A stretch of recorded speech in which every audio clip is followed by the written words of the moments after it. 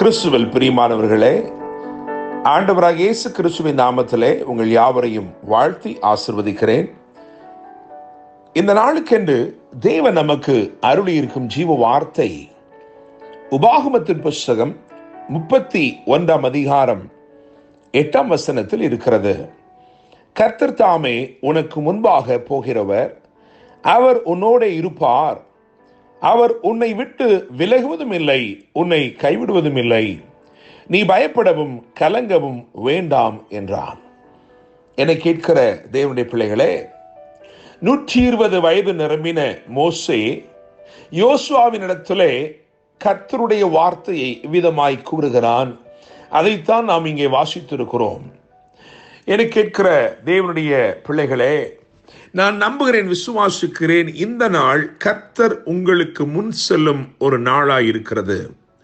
இந்த நாள் உங்கள் பாதைகள் எல்லாவற்றையும் ராஜரீக பாதைகளாக தேவன் மாற்றும் ஒரு நாளாக இந்த நாள் இருக்கிறது. கர்த்தர் முன்பாக போகிறவராக இன்னைக்கு வாக்கு கொடுத்திருக்கிறார். முழு வேதத்தையும் வாசித்து பார்க்கும் பொழுது பலருக்கும் கர்த்தர் இப்படி வாக்கு கொடுத்து அவர்களுக்கு முன் சென்று அவர்கள் சூழ்நிலைகளை எல்லாம் ஆச்சரியப்படும் விதமாக மாற்றியிருக்கிறார். அவர்களை ஆசீர்வதித்திருக்கிறார், அவர்களை உயர்த்தி இருக்கிறார். இன்றைக்கு நாம் ஒரு சில உதாரணங்களை, முன் உதாரணங்களை, ஒரு சில திருஷ்டாந்தங்களை இந்த காலை வேளையிலே தியானிக்க போகிறோம். விசேஷமாக நான் ஒரு 5 காரியங்களை மாத்திரம் வேதத்திலிருந்து சீக்கிரமாய் உங்களுக்கு பகிர்ந்து கொடுக்க விரும்புகிறேன். முதலாவதாக ஆபிரகாமின் வாழ்க்கையை எடுத்து பார்க்கும் பொழுது ஆதியாகமத்தின் புஸ்தகம் 12 அதிகாரம் 1 நான் உனக்கு காண்பிக்கும் தேசத்துக்கு போ என்று எழுதியிருக்கிறது. அப்படியே புதிய ஏற்பாட்டுக்கு வந்து அப்போஸ்தலர் 7 அதிகாரம் 3 வாசிக்கும் பொழுது நான் உனக்கு காண்பிக்கும் தேசத்துக்கு வா என்று எழுதியிருக்கிறது. எனவே தேவன் இங்கே ஆபிரகாமுக்கு முன் செல்வதை பார்க்கிறோம். அவர் அவனை எந்த பாதையில் போகச் சொன்னாரோ அதிலேயே அவர் முன் சென்று அவர் அவனை வரச் சொல்லுகிறதை வேதத்திலே வாசிக்கிறோம். இங்கே சொல்லப்பட்டிருக்கிற ஆபிரகாமுக்கு முன் செல்லுகிற தேவன் எதற்காக முன் சென்றார் என்றால் ஆபிரகாமை ஆசீர்வதிக்கும்படிக்கு, இன்றைக்கும் உங்களை ஆசீர்வதிக்கும்படிக்கு, உங்கள் விசுவாசத்தை வர்த்திக்கும்படிக்கு ஆண்டவர் உங்களுக்காக முன் செல்கிறவராய் இருக்கிறார். இரண்டாவதாக யோசுவாவின் புஸ்தகத்திலே யோசுவாவை குறித்து நாம் வாசிக்கிற இந்த வசனம், அதாவது உபாகமம் 31:8, அதிலேயே எழுதியிருக்கிறது, கர்த்தர் தாமே உனக்கு முன்பாக போகிறவர். என்னை கேட்கிற தேவனுடைய பிள்ளைகளே, யோசுவாவுக்கு முன்பதாக ஆண்டவர் சென்றதை வேதம் இங்கே எழுதி வைத்திருக்கிறது. எதற்காக அவர் யோசுவாவுக்கு முன் சென்றார் என்று சொன்னால், 31 ராஜாக்களை அவன் சங்கரித்து ஜெயத்தை பெறும்படிக்கு அவனுக்கு அவர் முன் சென்றார். என கேட்கிற தேவனுடைய பிள்ளைகளே, முதலாவது உங்களை ஆசீர்வதிக்கும்படிக்கு முன் செல்லுகிற இவர் உங்களுக்கு ஜெயத்தை அருளும்படிக்கும் இந்த நாளிலே உங்களுக்கு முன் செல்கிறார். மூன்றாவதாக ஏசாயா 45 அதிகாரம் 2 கவனிக்கும் பொழுது அங்கே கோரேசுக்கு ஒரு வார்த்தை சொல்லுகிறார், நான் உனக்கு முன்னே போய் கோணலானவைகளை செவ்வையாக்குகிறேன் என்று சொல்லுகிறார்.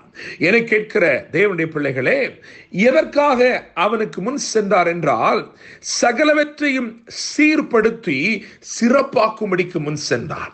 அவன் ஒரு ராஜாவாக இருக்கிற போதிலும் அவனுக்கு முன் செல்லுகிற மந்திரிகள் இருந்தாலும், போர் சேவகர் இருந்தாலும், பெரும் மனிதர்கள், தலைவர்கள் இருந்தாலும் அவர்கள் ஒருவராலும் செவ்வையாக்க கூடாத, அவர்கள் ஒருவராலும் சீர்படுத்த முடியாத, சிறப்பாக்க முடியாத சில காரியங்கள் இருந்தது. எனவே அந்த கோணலை செவ்வையாக்கும்படி ஆண்டவர் முன் சென்றார். இன்னைக்கு உங்கள் வாழ்க்கையிலும் கோணலானவைகளை செவ்வையாக்கும்படிக்கு, அதாவது சீர்திருத்தி உங்களை சிறப்படுத்தும்படிக்கு உங்களுக்கு முன் செல்கிறவராய் இருக்கிறார். நான்காவதாக மீகா 2 அதிகாரம் 13 இஸ்ரவேலருக்கு வாக்கு கொடுக்கும் பொழுது தடைகளை நீக்கும்படி முன் செல்கிறார் என்று எழுதியிருக்கிறது.